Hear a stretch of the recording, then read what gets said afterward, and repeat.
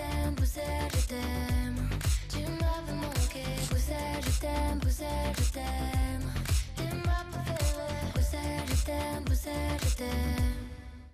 Bonjour et bienvenue dans Bruxelles, je t'aime, l'émission qui décortique tout ce que vous allez adorer ou détester de la politique européenne. Je suis Maya Delabaume, merci de nous avoir rejoints. Alors au programme de cette émission, un mois après l'arrivée d'une nouvelle administration américaine qui a averti Bruxelles qu'il fallait déréguler au risque de mourir, la présidente de la Commission européenne a un plan en réserve. Dans le cadre d'une initiative de simplification prévue dans son programme de travail 2025, Ursula von der Leyen présentera bientôt le paquet dit Omnibus, la première partie d'une grande purge bureaucratique pour les entreprises qui opèrent ici. Mais sous couvert de se débarrasser de la paperasse, l'Union européenne se débarrasse aussi de piles de législation environnementale qui ont nécessité des années de débats souvent animés. Et c'est un rêve pour le président Trump, mais un cauchemar pour Bruxelles. Washington a tenu ses promesses d'imposer de lourdes taxes à tous ses partenaires commerciaux qui pourraient entrer en vigueur dès le mois d'avril. L'UE est l'un des plus grands partenaires économiques de l'Amérique avec plus de 1000 milliards d'euros en jeu. Donc les Européens sont nerveux et on les comprend. Les producteurs de vin et de whisky européens ainsi que les fabricants de voitures sont parmi ceux dont l'avenir pourrait désormais dépendre d'un président américain imprévisible. Alors voici quelques-uns des sujets que nous allons explorer avec notre panel d'invités. Chloé Nicolas-Jacques, activiste pour la justice sociale et climatique. Bonjour Chloé. Christophe Grudler, député européen du groupe centriste Renew Europe. Bonjour Christophe. Et Nadia Pelfic, vice-présidente de la région Occitanie et membre du comité des régions. Bonjour Nadia. Bonjour. Alors merci à vous tous de nous avoir rejoints.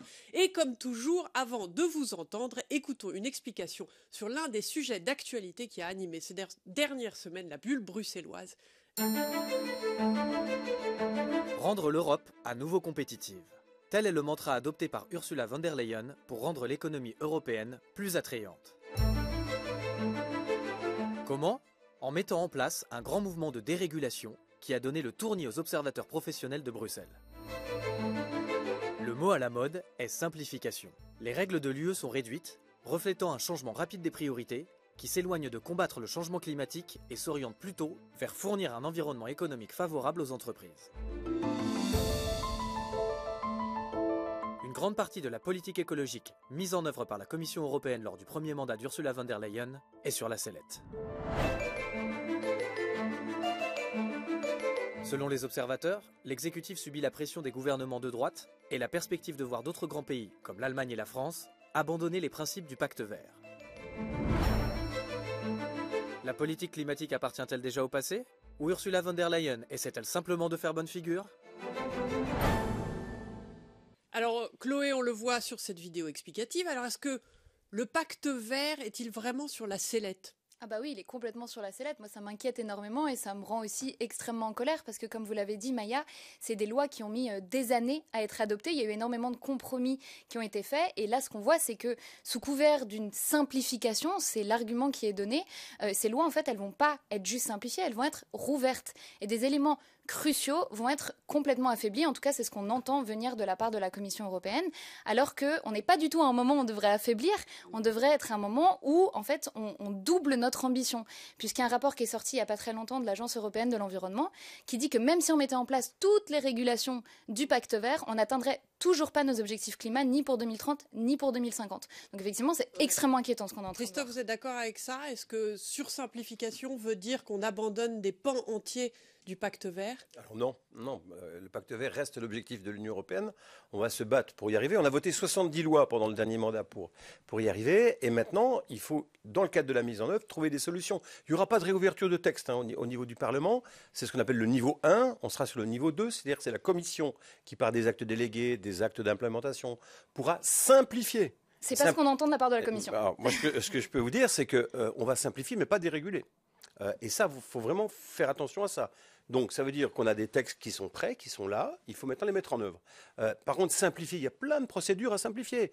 Je suis sûr que vous êtes attaché à l'hydrogène propre, par exemple. Il y a un PIEC, c'est un gros mot européen, sur l'hydrogène propre. Aujourd'hui, il faut 4 ans pour arriver à avoir un premier investissement dans l'hydrogène propre au niveau de l'Europe. Donc, on va simplifier les PIEC. Voilà ce que ça veut dire. Donc, trouver des procédures plus rapides pour les permis, notamment pour les énergies renouvelables, en général pour toutes les énergies qui décarbonent. Donc, en fait, il y a des moyens de vraiment simplifier en gardant le cap. Et des fois, entre un point A et un point B, c'est pas la ligne droite qui est le plus rapide, c'est des fois tirer des prés, comme à la voile, vous savez, pour arriver petit à petit au but. Ouais. Et le but, personne ne l'oublie au Parlement européen. Et Nadia, du côté des régions, justement, comment on le sent ? Comment on la sent, cette simplification ? Écoutez, le sujet, c'est pas que la simplification, la réalité. On est dans un contexte où on a un président américain qui est sorti des accords pour le climat, où la Chine dit clairement que c'est pas la priorité. Et moi, je crois qu'il faut parler clairement. Et que parler clairement, c'est aussi parler fort en expliquant que l'Europe, elle se distingue parce qu'elle a des règles éthiques, parce qu'elle a adopté un Green Deal et qu'elle affirme qu'elle peut concilier écologie et économie. Tous les discours aujourd'hui qui permettent de laisser penser que la compétitivité serait freinée parce qu'on a une attention pour l'adaptation au changement climatique, ce sont des discours en réalité qui rejoignent et qui renforcent le discours de Donald Trump. Et donc moi je pense que l'Europe doit se distinguer, et c'est sa force, par le fait qu'elle est en capacité de protéger ses habitants, de leur proposer de l'emploi, d'être compétitive, et c'est faux de faire croire que c'est parce qu'on a des règles écologiques qu'on ne pourrait pas l'être. On est compétitif parce qu'on a un écosystème où on investit dans l'enseignement supérieur, dans l'innovation. On est compétitif justement parce qu'on se donne des règles éthiques. Regardez, sur plein de sujets, les consommateurs, y compris du marché européen, ont des exigences. Ils n'ont pas envie de manger des produits pleins de pesticides, mais ils ont envie de pouvoir les acheter. Et donc, je pense qu'il faut être en capacité de concilier écologie et économie, c'est la signature de l'Union européenne, et l'affaiblir aujourd'hui, c'est laisser la place aux Américains et aux Chinois sur ces marchés. Oui, c'est pour ça qu'il faut tenir sur le pacte vert, parce que ça va donner un avantage compétitif opérationnel pour nos entreprises européennes. Parce que lutter contre le réchauffement de la planète, on va tous être obligés d'y passer. C'est indispensable, sinon la planète, elle est morte. Donc cet objectif de décarboner, si nos entreprises se mettent dans la clean tech à fond, décarbone, trouve des outils pour arriver à avoir des énergies propres, on sera les meilleurs au monde. Quand M. Trump dit qu'il revient aux fossiles, ça veut dire quoi ? Ça veut dire qu'il accepte d'avoir 50 ans de retard sur la Chine, qui aujourd'hui progresse énormément sur ces technologies propres. Donc à nous, Européens, d'être bien présents. Pour rentrer un peu dans les détails de cette simplification, l'une des cibles, c'est la directive européenne sur le devoir de vigilance des entreprises. Alors, je ne vais pas utiliser l'acronyme, la CS, qui a été adoptée l'année dernière après 4 ans de négociations et qui force les entreprises à divulguer leur impact sur l'environnement, notamment combien d'eau ils utilisent et sur les droits de l'homme notamment. Alors, la loi cible également la taxonomie européenne. Je me tourne vers vous, Chloé. Von der Leyen dit on ne change pas les objectifs, mais on rend les lois plus efficaces. Est-ce que vous êtes d'accord ? Cette efficacité, c'est un besoin dans l'Union européenne. C'est ce que les gens reprochent à Bruxelles. Alors, tout le monde est pour la simplification telle quelle. Personne n'a envie qu'une entreprise passe littéralement 6 mois de l'année à remplir des papiers. Je pense que ça, tout le monde est d'accord. Et en fait, c'est pas l'esprit de ces lois. Donc, ce qu'on est en train de voir, c'est que cet argument de simplification, il est complètement utilisé par des gens qui, en fait, veulent une seule chose, c'est s'attaquer au Green Deal et au Pacte Vert. Et on le voit de la part notamment des conservateurs avec une alliance avec l'extrême droite depuis plusieurs mois. C'est exactement ce qu'ils veulent. Jordan Bardella l'a demandé, par exemple. Donc, si on regarde vraiment ce qu'il y a dans ces lois, on voit bien que ça concerne une toute petite minorité d'entreprises européennes, 0,02% à peu près, 0,2 pardon, pour la loi sur le devoir de vigilance, donc c'est rien. Le boulanger du coin ne sera jamais affecté par ces règles. Quand on regarde d'autres éléments aussi, on voit que les grosses entreprises, elles ont des obligations d'aider leurs fournisseurs, donc les plus petites entreprises avec qui elles sont liées, à faire ce travail d'investigation des risques qui existent dans leurs opérations. Donc on a tout un narratif qui est complètement faux sur le fait que les petits entrepreneurs vont avoir du mal à remplir ces documents, etc., que c'est une charge administrative absolument énorme. Alors, dans certains cas, ça l'est, mais ce n'est pas l'esprit de la loi. Il faut faire très attention, il faut revenir à l'esprit de la loi. Et moi, j'entends votre engagement sur le pacte vert, mais c'est bien beau de le dire, mais ce n'est pas du tout ce qu'on entend venant de la Commission européenne, ni, d'ailleurs, je peux me le permettre, venant de la France. La France est un des pays qui a le plus demandé qu'on dérégule. La France a notamment demandé, il y a quelques mois, le gouvernement, une suspension indéfinitive de cette loi, de l'application de cette loi sur le devoir de vigilance. Attendez, je vous coupe parce que vous parliez de Jordan Bardella et de la droite. Est-ce que Christophe, vous pensez que justement on est en train de se soumettre à un narratif qui est celui justement des partis de droite en agissant sur cette simplification? Alors moi je dirais plutôt sur les partis d'extrême droite, parce que sur la droite il y a aussi des gens modérés qui croient au Green Deal et qui croient à l'avantage opérationnel de ces clean tech. Mais ces gens-là sont minoritaires, ceux qui veulent remettre en cause le Green Deal. Le risque, c'est le risque de contagion avec des gens comme M. Trump, avec la désinformation en Europe. Donc il faut vraiment travailler à amener de la contre-information pour que les gens se fassent leur propre point de vue avec des éléments très très objectifs. Mais sur la France, je voulais juste vous prendre deux secondes là-dessus. Quel est le seul pays, le premier pays à avoir transposé la directive CSRD, c'est un gros mot. Quel est le seul pays à avoir une règle sur le devoir de vigilance? C'est la France. Donc on est les premiers Européens, alors que les Allemands n'ont même pas transposé ces textes-là. Mais donc pourquoi l'attaquer derrière? Pourquoi attaquer le niveau européen? Alors, par contre, maintenant, c'est clair qu'il y a une demande de simplification quand même. C'est-à-dire, en gardant les objectifs, trouver une façon de ne pas avoir effectivement à recruter des milliers de gens pour pouvoir remplir les papiers demandés par Bruxelles. C'est pas de la simplification quand on demande une pause. Je me tourne vers vous, Nadia, parce que vous avez dit justement la France a soutenu ce texte, mais le président Emmanuel Macron lui-même a cédé à cette pression d'anti-régulation il n'y a pas très longtemps et a demandé justement que l'on l'améliore et qu'on la retarde.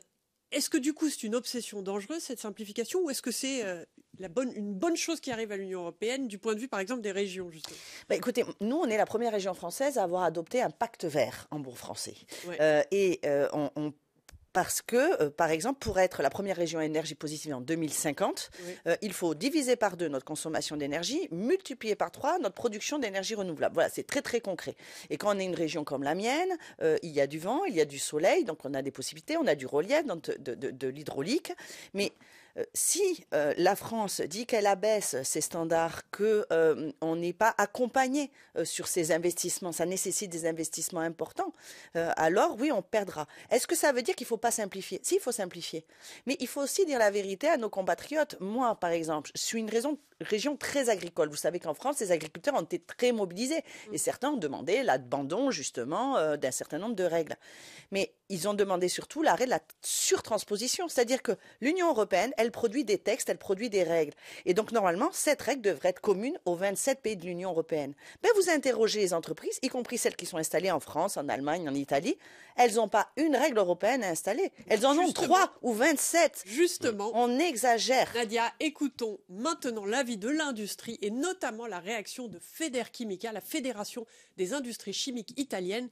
Nous avons interrogé son directeur, Piercarlo Frigerio. On l'écoute. Indubbiamente la pressione regolatoria e le normative ambientali europee. Il est clair que la pression réglementaire, et plus particulièrement les réglementations environnementales européennes, ont un impact sur la production industrielle. La baisse de la production de l'industrie chimique, de 10% en Europe en 2023, fait peser le risque d'une désindustrialisation de l'UE au profit de concurrents extérieurs.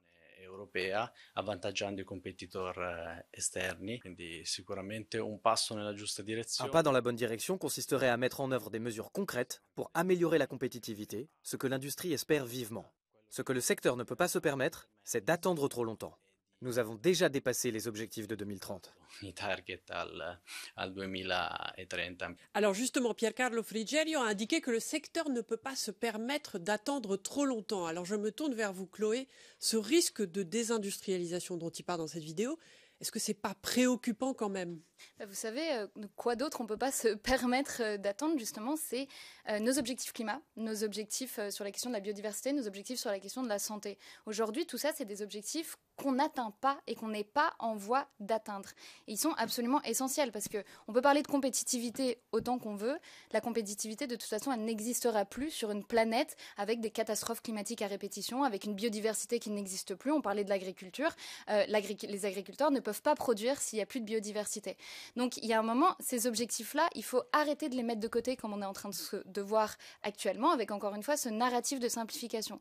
Sur la question de l'industrie chimique, c'est intéressant parce que Ursula von der Leyen, elle va annoncer ses packages de simplification le 26 février à Anvers, notamment dans les locaux de BASF. Donc, c'est très important que les gens comprennent qui est BASF. C'est une des plus grosses entreprises chimiques au monde, une entreprise qui fait des milliards de profits chaque année. Donc, les optiques, à un moment, elles sont pas bonnes. Si on défend la compétitivité, compétitivité et si on défend les Européens, on défend la compétitivité de toutes les entreprises, y compris les petites. Et quand Ursula von der Leyen va annoncer ses packages depuis les bureaux de BASF, qui est une des plus grosses entreprises au monde, il y a un moment, qu'est-ce qu'on défend? Est-ce qu'on défend ces grosses entreprises et les milliards de profits qu'elles font chaque année et les dommages aussi qu'elles font, qu'elles font à l'environnement et à notre santé, ou est-ce qu'en fait elles défendent effectivement les entrepreneurs européens? Cette conciliation. Oui, alors attention, pas être non plus dans la caricature. La chimie, c'est aussi la pharmacie, c'est aussi les médicaments pour les gens, pour soigner. Donc c'est pas que des profits scandaleux à travers le monde, c'est aussi ça d'ailleurs. Et donc l'enjeu pour l'Europe, c'est de ne pas avoir ces médicaments qui sont fabriqués en Chine, par exemple. Donc on a essayé de relocaliser tout ça, on a travaillé un peu sur la chimie durable, qui n'est pas facile à mettre en place, mais toujours est-il qu'aujourd'hui l'enjeu, c'est d'accompagner ces entreprises, mais de ne pas les couler. Parce que si vous les coulez et que finalement on importe tout de l'autre bout du monde, on aura perdu et la planète n'aura rien gagné. Et il va y avoir une réouverture d'ailleurs d'un texte qui s'appelle REACH, qui est en train de travailler sur les questions de la réglementation chimique. Et bien, donc l'idée, c'est de les accompagner et d'avoir aux frontières de l'Union européenne des outils, alors des taxes notamment, oui, le mécanisme d'inclusion carbone aux frontières, qui va faire que quand des produits chimiques notamment, mais pas que chimiques, industriels, vont venir de l'autre bout du monde, ils vont être taxés. Donc il n'y aura pas d'avantage concurrentiel pour des gens qui ne respecteraient pas nos standards environnementaux, qui produiraient en Amérique du Sud, en Asie, en Amérique du Nord ou ailleurs. Et donc il y aura ce frein, ce qui va faire que nos industries à nous seront protégées. Alors le protectionnisme, c'est des fois un grand mot, mais que fait M. Trump aujourd'hui? Il fait du protectionnisme aux États-Unis, alors que c'est censé être la capitale du libéralisme mondial. Donc Nadia, nos industries seront protégées, vous êtes d'accord avec ça? Il faut les protéger, mais il faut aussi les aider à aller plus vite, plus loin. Dans ma région, il y a 6 millions d'habitants. L'essentiel des entreprises sont des entreprises de moins de 10 salariés. Quand je dis l'essentiel, c'est plus de 85%. Ce sont donc des entreprises qui n'ont pas de business unit dédié à l'innovation ou à l'international. Et donc, quand on agit concrètement sur le territoire, il faut accompagner ces entreprises à s'engager dans la transition climatique, dans la transition sur l'usage de l'intelligence artificielle. Bref, ce qu'on doit faire aujourd'hui, c'est donner des trajectoires en matière d'accompagnement public pour qu'elles soient plus compétitives demain.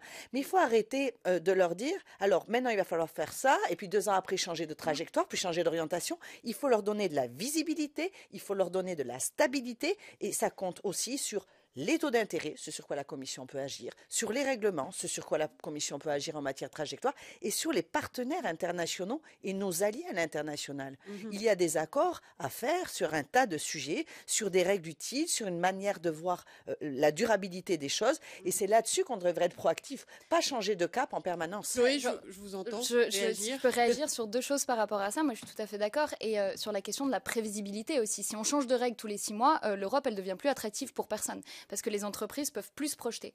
Et c'est important de montrer que le narratif sur la dérégulation, c'est pas le seul narratif qui existe, notamment venant du monde des entreprises. Il y a énormément d'entreprises ces derniers mois, d'institutions financières aussi, qui valent à peu près 6 milliards de dollars, c'est quand même pas rien, 6 000 milliards, pardon, qui ont contacté la Commission pour leur dire ne modifiez pas, ne réouvrez pas ces lois. Même au sein du collège des commissaires, donc qui est un peu le gouvernement de l'Union européenne, on a des voix qui s'opposent, notamment la numéro 2 qui a dit attention, ne dérégulons pas. Donc c'est pas du tout le narratif prédominant qu'on entend. Et sur la question de la compétitivité encore, pour revenir dessus, moi bien sûr je suis tout à fait d'accord, il faut soutenir les entreprises à transitionner, mais de quelles entreprises on parle? Et là je pense que c'est très important aussi, on a des entreprises, et il faut en être conscient, qui font tout pour étaler dans le temps, pour retarder dans le temps leur transition, tout en essayant d'obtenir un maximum d'avantages, notamment financiers, des aides et qui derrière font un travail de lobbying énorme. Aussi, quand on parle de simplification, est-ce qu'il n'y a pas d'autres manières de simplifier? Je pense notamment, par exemple, à la digitalisation ou des aspects comme ça. Est-ce qu'il faut simplifier de la façon qu'actuellement qui est adoptée par la Commission européenne? Oui, alors c'est pris en compte. Je rappelle que ce qu'on appelle les omnibus, donc ce qui va simplifier, le premier qui va sortir tout bientôt concerne en fait effectivement l'agenda écologique, on va l'appeler comme ça. Le deuxième va concerner les finances, et le troisième la création d'une catégorie intermédiaire pour les entreprises, pour que elles ne soient pas assujetties à trop de règles des plus grands et trop de règles des plus petits. Donc il y a vraiment plusieurs niveaux pour cette simplification. Et ce que vous dites sur la numérisation, ça fait clairement partie des choses. Mais qui dit numérisation, on dit aussi consommation électrique en plus, donc aussi augmentation de la production électrique. Donc il faut vraiment qu'on prenne en compte tous ces aspects, en n'oubliant pas que le temps industriel, c'est 10, 15, 20 ans. Oui. Donc si effectivement tous les matins on change la loi, ben non, maintenant c'est comme ça, on n'y arrivera pas. Je prendrai juste un exemple, l'hydrogène. On attend toujours l'acte délégué de la Commission sur l'hydrogène bas carbone. Vous avez des milliards qui sont retenus, des gens qui veulent investir dans de l'hydrogène propre, qui attendent le texte, qui n'arrivent pas. Et là, à ce moment-là, ils pourront investir quelque chose de plus neutre pour la planète. Oui. Et donc, malheureusement, voilà, la simplification, c'est aussi aller plus vite. Quand on parle d'hydrogène et hydrogène propre, là, on est face à une grosse contradiction, par exemple, de la Commission européenne. Ouais. La Commission avait dit il y a quelque temps, on va investir sur l'hydrogène et l'hydrogène vert. Très bien. Moi, ma région, elle investit fortement. On a un plan à 150 millions dessus. Et là, un projet de technocampus, recherche industrielle, à 43 millions d'euros, full cost par la région. Mais dans le même temps, elle avait du coup accompagné l'achat d'électrolyseurs, sans signifier qu'il n'était pas opportun d'acheter ces électrolyseurs en Chine. Conclusion, on a acheté et subventionné avec l'argent européen des électrolyseurs qui étaient fabriqués par la Chine. Quand on parle souveraineté industrielle, quand on parle écologie, on fait en sorte de soutenir les industriels qui produisent, ce qui nous permettra la transition de demain, et on n'importe pas, y compris à grands coûts d'émissions carbone, les solutions technologiques de demain. Et donc il faut un petit peu de cohérence, et je trouve que parfois il en manque un peu, et on cède un peu à la manière de plaire à je ne sais qui. Et la simplification, c'est parfois effectivement être dans la préférence européenne dans les achats, notamment dans les marchés publics, ce qu'on a prévu au niveau européen. On entend aussi parler de dérégulation dans le monde agricole et notamment dans la politique agricole commune. Chloé, comment ça pourrait se présenter ? On a eu un texte qui a été présenté cette semaine d'ailleurs. La vision de l'agriculture par la Commission. Et je pense que c'est intéressant de voir les différences entre ce texte qui vient d'être présenté, qui littéralement dit business as usual, par rapport à ce qui avait été présenté un petit peu il y a quelques mois, qui était donc la vision stratégique de l'Union européenne, suite à un dialogue qui avait été fait pendant des mois et des mois entre des agriculteurs, des associations environnementales, et vraiment tout le monde s'était mis autour de la table et avait négocié de bonne foi. Et c'était absolument génial de voir ça, parce que pendant des mois, voire des années, on avait mis en opposition l'environnement et l'agriculture. On avait un texte qui sortait, évidemment, tout le monde ne le trouvait pas parfait, mais tout le monde s'était mis d'accord sur le fait qu'il y avait eu des grandes améliorations. C'est sur ce point que nous vous pouvons clore cette conversation. Merci beaucoup à tous les invités ici présents. On prend un temps de pause, mais restez avec nous pour analyser le mot préféré du président Trump, tarif, droit de douane en français, qui pourrait bien s'avérer être un cauchemar pour l'Union européenne.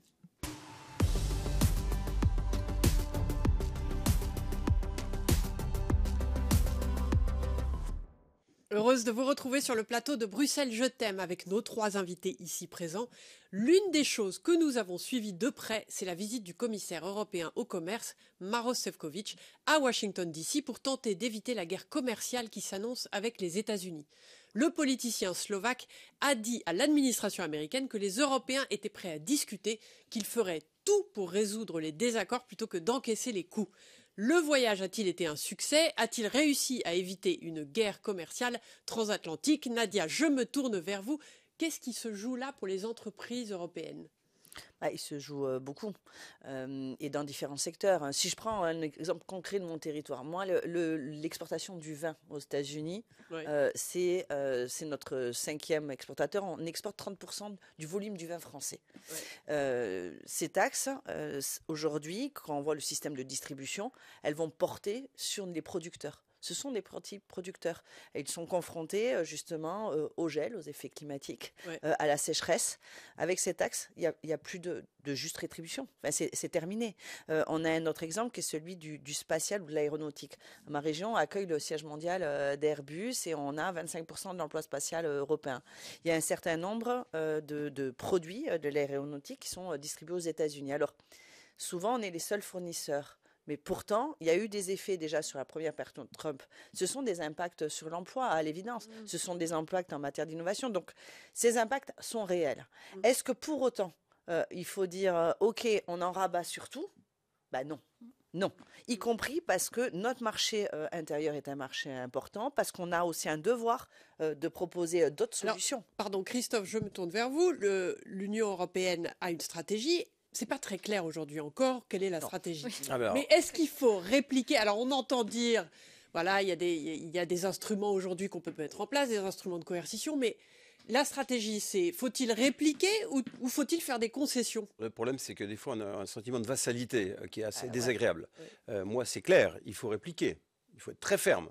Et après, on peut discuter. Parce que si la nature est hors du vide, si on voit qu'il n'y a pas de résistance, on pousse de plus en plus loin. Mais répliquer, ça veut dire quoi? Eh bien, répliquer, c'est-à-dire s'il y a des droits de douane supplémentaires qui s'appliquent, Oui. on applique les mêmes. Alors, par contre, il faut être solidaire. C'est l'union fait la force, c'est le principe européen. Ouais. Alors, c'est vrai que c'est difficile parce que des fois, tel secteur, mais pour moi, ça va être solidaire. Laissez-nous faire. On est fort, on réplique de cette façon-là, et après on va discuter et on va petit à petit lever les freins. C'est-à-dire que les droits de douane entre les États-Unis et l'Union européenne, ils sont équilibrés. C'est à peu près 4% de droits de douane. Il n'y a pas de différence. Et ce que veut faire M. Trump aujourd'hui, c'est du protectionnisme, c'est-à-dire empêcher des produits qui sont pas assez, empêcher des produits qui sont plus attractifs, de venir aux États-Unis pour renforcer son marché domestique. Il risque en fait d'enchérir les coûts très fortement chez lui. Donc il prend aussi un risque politique. Donc si nous on répond de façon très forte et après on discute pour baisser des deux côtés la tension, c'est la seule façon de faire. Il n'y en a pas d'autre. Avant de vous donner la parole, pour savoir ce que la Chambre de commerce américaine pense de la guerre commerciale imminente, nous avons parlé à Thibault Lorty, son directeur de la communication. Nous l'écoutons. Nous, en tant qu'organisation, on ne soutient pas le fait de mettre en place des tarifs douaniers plus élevés, simplement parce que ça va avoir un impact négatif pour les consommateurs sur les prix, mais aussi sur les chaînes d'approvisionnement qui en fait sont très intégrées à travers l'Atlantique. Ce dont on a besoin pour l'instant, c'est plutôt que les États-Unis et l'Europe travaillent ensemble au renforcement de leur économie plutôt que de créer de nouvelles barrières commerciales. Les compagnies américaines en Europe, elles sont plutôt inquiètes d'une escalade à un moment des tensions commerciales avec les annonces de l'Union européenne de la mise en place de contre-mesures. Ce qui est sûr, c'est qu'on veut éviter à tout prix une spirale négative de tarifs coup pour coup qui n'aurait qu'un impact négatif pour les économies des deux côtés. Spirale négative, Chloé, qu'est-ce que vous pensez de tout ce que dit justement Thibault Lorty? Moi, je suis d'accord sur le fait qu'il faut qu'on réponde de façon avec force et rapidité, parce qu'il faut arrêter que l'Europe soit terrorisée tous les 4 ans dès qu'on change de président américain. Enfin, c'est plus possible. En revanche, il y a quelque chose que moi j'entends beaucoup, qui est pas mal mis sur la table comme éventuellement forme de réponse, c'est apaiser Donald Trump, notamment éventuellement en lui achetant plus de LNG, donc qui est le gaz naturel liquéfié. Et ça, je voudrais vraiment dire que c'est une idée absolument catastrophique, parce qu'aujourd'hui, déjà, 40% du gaz naturel liquéfié qu'on importe en Europe, il vient des États-Unis, donc on est extrêmement dépendant des États-Unis sur ce sujet-là. On a vu que les dépendances par rapport à des pays qui changent d'avis un peu comme de chemise, c'est jamais bon pour l'Europe. Et surtout, en termes d'impact climatique, c'est une catastrophe, puisque le gaz naturel liquéfié a un impact climatique énorme, notamment un tiers plus émetteur, enfin plus intense en termes d'émissions que le charbon. Donc c'est une mauvaise solution d'un point de vue économique et c'est une très mauvaise solution d'un point de vue climatique. Alors, qu'est-ce qu'on peut faire comme autre proposition aux Américains? C'est-à-dire, comment peut-on être créatif, Nadia? Moi, je pense aussi que ça doit être une opportunité. Il vient, par exemple, d'annoncer 5 milliards de moins pour le NIH, c'est le National Institute de Santé. Donc, il coupe les crédits en recherche médicale.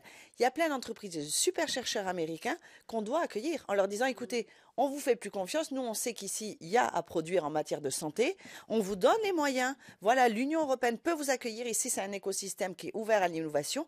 Piquons les talents des Américains en montrant qu'il y a d'autres trajectoires possibles et que nous, on est capable de supporter ça, de faire l'investissement dans le savoir. Et ça nous permettra du coup de gagner en élan, de gagner en rapidité, là où ils sont en train de se rétrécir, de se rabrougrir, de tout fermer. Vous êtes d'accord avec ça, Christophe? Oui, alors, tout à fait. Trump nous avait déjà fait le coup en 2018, donc c'est pas nouveau. Qu'est-ce qui s'était passé à ce moment-là? On s'était simplement un peu replié sur d'autres marchés et donc on avait réduit notre dépendance aux États-Unis. Donc c'est ce qui risque de passer là aussi, en accueillant peut-être effectivement des producteurs américains, en ayant plus de cohérence dans notre marché commun. Là, c'est une très bonne réponse. Et arrêtons aussi d'acheter du matériel de défense américain. Voilà, si on augmente les dépenses de défense, c'est pour nous. Les Danois ont acheté des F-35, c'est pas pour ça que Trump ne veut pas leur piquer le Groenland. Et sur les entreprises aussi, il y a des entreprises de la transition, puisqu'on l'a vu, l'Irak avait été le gros package d'investissement américain sur la transition. Ces entreprises-là, aujourd'hui, elles se retrouvent un peu sans rien. Donc pourquoi est-ce qu'en fait on leur dit pas, nous en Europe on a des aides d'État qui sont disponibles, qui existent et qui sont pas exactement similaires mais pas loin de ce que l'IRA promettait. Et effectivement ce qui nous manque c'est cette centralisation et cette stratégie et on peut l'avoir avec le Clean Industrial Deal qui va être présenté dans quelques semaines. L'Union européenne a été très ferme sur l'idée qu'elle ne cédera pas sur la réglementation technologique. On l'a vu dans le discours de J.D. Vance. Est-ce que vous pensez, Christophe, je me tourne vers vous, cette stratégie à long terme de l'UE qu'elle adoptera pour gérer les droits de douane américains à l'avenir. Est-ce que justement sur la réglementation technologique, on doit être absolument ferme sur l'idée que ça ne peut pas être autrement? On doit totalement être ferme. Et sur la responsabilité des plateformes, ça va s'appliquer. Il faut que les Américains le comprennent. Ça ne sert à rien de faire pression. Ça s'appliquera aux acteurs non européens comme aux acteurs européens. Comme on a demain des projets comme la loi spatiale européenne, qui s'appliquera aux opérateurs de satellites, même s'ils sont aux États-Unis, mais s'ils veulent faire du business en Europe, ils viennent respecter nos règles. Je retiens, respecter nos règles. Cet argument conclut notre conversation. Merci à tous les invités ici présents et merci à vous de nous avoir suivis. Restez avec nous sur Euronews.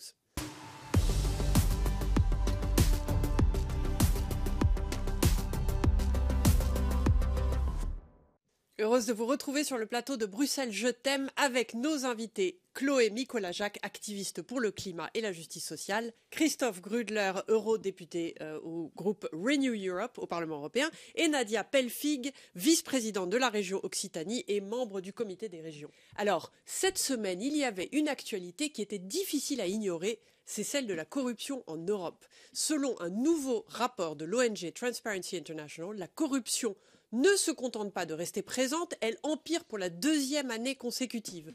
Plusieurs pays européens régressent dans l'indice de corruption, y compris de grandes économies comme la France et l'Allemagne.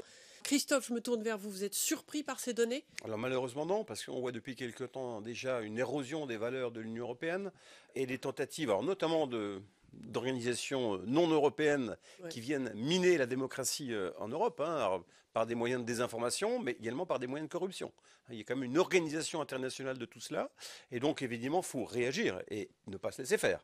On a quand même des outils au niveau européen pour répondre à cela. Déjà, le premier outil concerne les procédures de conditionnalité pour les aides européennes. Donc des pays qui sont très mal classés, comme la Hongrie par exemple, on a appliqué ce principe de conditionnalité, ce qui veut dire que on vous donne vos subventions. L'Union européenne a adopté. On vous donne vos subventions si vous respectez l'état de droit, si vous luttez contre la corruption. Je rappelle aussi qu'on a une procureure européenne en charge de la lutte contre la corruption. Et donc, si c'est pas respecté, donc on ne donne pas les subventions. Et après, on peut aller à des mécanismes de sanctions. C'est-à-dire qu'on peut saisir la Cour de justice de l'Union européenne pour demander des sanctions à coût de milliards d'euros contre les pays qui ne feraient pas un travail de lutte contre la corruption et de promotion de l'état de droit. Du coup, Nadia, qu'est-ce qui ne va pas? Parce qu'on devrait, nous, être en Europe leader en matière d'anticorruption. Mais bien évidemment, mais ce qui ne va pas, c'est qu'on n'applique pas justement les outils, les mécanismes dont parlait Christophe. Aujourd'hui, 74% de nos concitoyens européens, ils pensent que la politique est associée à la corruption, que ce soit à l'échelon local ou national. C'est catastrophique. Et la réalité, c'est qu'il y a beaucoup d'élus, de responsables politiques qui font les choses honnêtement et surtout au niveau local, avec des moyens qui sont contraints.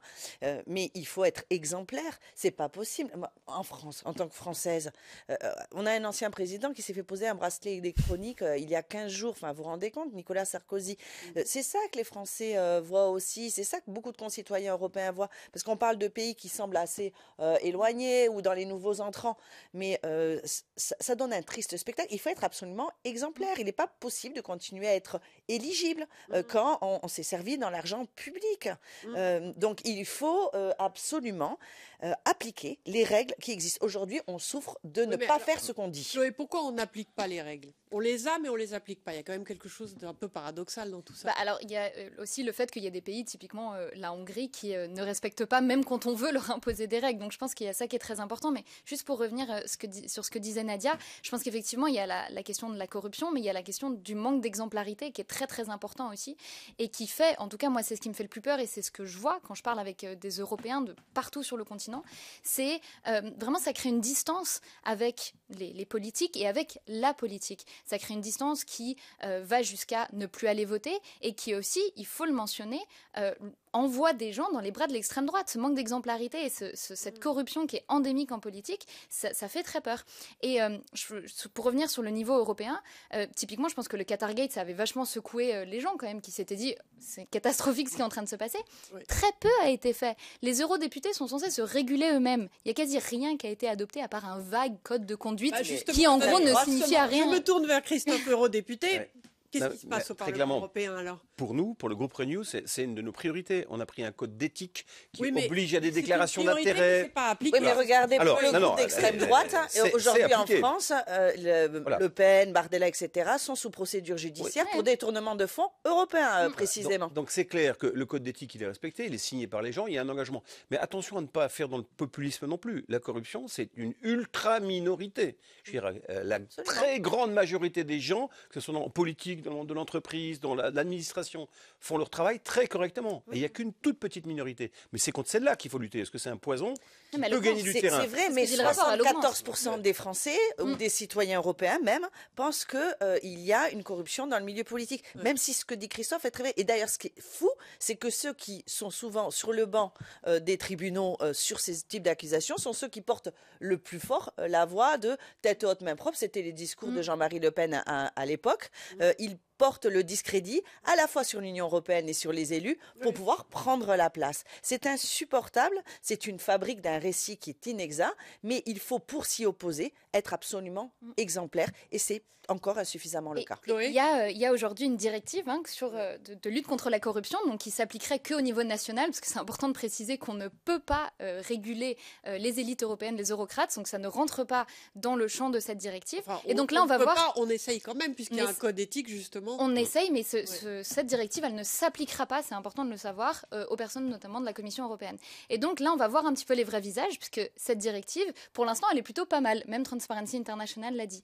Et donc là, on est au moment de la dernière phase de négociation, donc ce qu'on appelle le trilogue, et il y a un vrai risque que les États européens l'affaiblissent. Donc là, on va voir ceux qui se disent vraiment ambitieux sur le sujet de la corruption, ou ceux qui vont tout faire dans ces prochains mois pour essayer d'affaiblir des mesures qui sont essentielles, parce qu'il y a effectivement ce qu'on dit, il y a les engagements qu'on prend qui sont beaux à annoncer, des codes, etc. Et derrière, il y a ceux qui sont prêts à faire le travail et à aller effectivement légiférer et poursuivre derrière les personnes qui ne sont pas exemplaires. Transparency International, ils avertissent aussi que la corruption, c'est un problème majeur dans la lutte contre le changement climatique, avec les risques de fonds mal utilisés, les conflits d'intérêts politiques, le lobby des industries polluantes. Alors, je me tourne vers vous deux, justement. Comment est-ce qu'on lutte contre cette corruption-là? Alors déjà, il y a un tel esprit à avoir. Je veux dire, les règles éthiques, c'est pas juste quelque chose dans un coin pour faire bien. Je veux dire, chacun doit se comporter de cette façon et sentir quand les choses se passent. Personnellement, j'ai jamais eu d'approche de ce type-là au Parlement européen, donc vous êtes tranquille par rapport à cela, mais on sait que ça peut exister et que la tentation peut être là. Alors, ceci étant, il y a normalement un système au Parlement, notamment quand on a décidé que tous les députés de tous les pays avaient le même niveau de rémunération, quelle que soit la valeur d'indemnité dans le pays en question. Ça permettait justement de lutter aussi un peu contre ça, parce que les gens n'ont pas besoin de ça. Je dirais, un élu qui fait bien son travail, il n'a pas besoin de tout ça. Sauf l'appât du gain, etc. Et c'est, encore une fois, une infime minorité. Ne laissez pas dire le tous pourris. Ça, c'est la pire des catastrophes, parce que c'est ceux qui sont contre les démocraties qui vont dire ça. Tous des pourris, il faut mettre des autocraties. Tous des pourris, heureusement, peut-être pas tous des pourris dans l'Union européenne, en tout cas au Parlement européen. C'est donc sur cette note que s'achève notre débat. C'est la fin de l'émission Bruxelles, je t'aime. Merci à tous nos invités. Merci. Et à tous ceux qui nous regardent de chez eux. Si vous avez des questions à nous poser ou si vous voulez simplement continuer la conversation sur le sujet de votre choix, n'hésitez pas à nous écrire à bruxellesjet'aime@euronews.com ou à nous contacter via les réseaux sociaux. Passez une excellente semaine et à très bientôt sur Euronews.